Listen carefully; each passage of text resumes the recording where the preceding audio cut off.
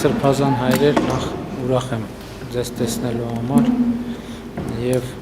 ուզում եմ շնորհակալություն հայտնել ձեզ ձեր սկզբունքային դիրքորոշման համար, որ դուք այսօր արտահայտել եք հրապարակային կերպով և գիտեք, ես կարծում եմ, որ այն թեման, որը արծարծել եք դուք ձեր հայտարարության մեջ, հանձնավորվածի միջոցով մենք շատ կարևոր մի ընդհանրական որակարգի հետ ենք առնչվում։ Ես շատ երկար մտածել եմ և եկել եմ հետևյալ մի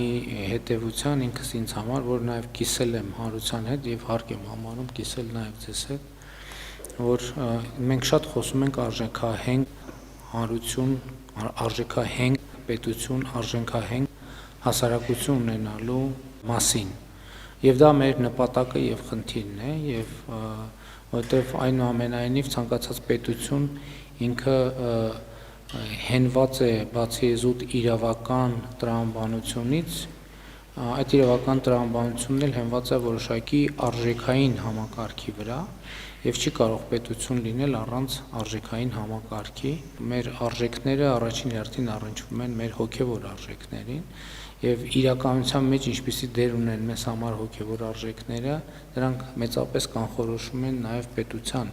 ընդհանրապես արժեքահենք լինելը և հասարակության արժեքահենք լինելը, և ես կարծում եմ, որ սա մի խնդիր է,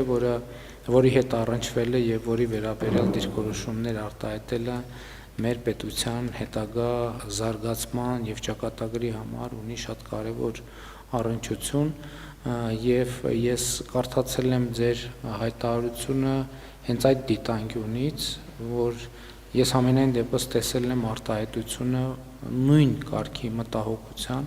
ուստի ես հարկ համարեցի հրավիրել ձեզ հանդիպման և զրույցի և ուզում եմ շնորհակալություն հայտնել ձեզ, որ ընդունել եք հրավերը և պատրաստ եք